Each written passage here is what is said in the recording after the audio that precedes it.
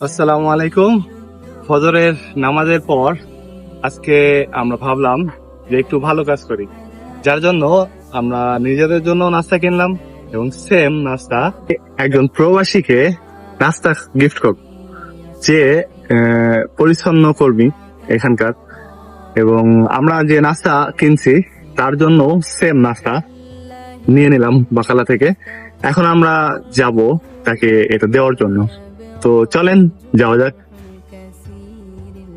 আমরা নামাজের পর একটু আগেই তাকে মসজিদের সামনে দেখে গিয়েছিলাম, কিন্তু এখন অনেকক্ষণ ধরে তাকে খুঁজতেছি, কিন্তু পাইতেছি না। হয়তো অন্য কোনো সাইডে চলে গেছে। আধা ঘন্টার উপরে তাকে অনেক খুঁজলাম এদিক ওদিক, তাকে না পেয়ে অবশেষে সিদ্ধান্ত নিলাম বাসায় যাওয়ার।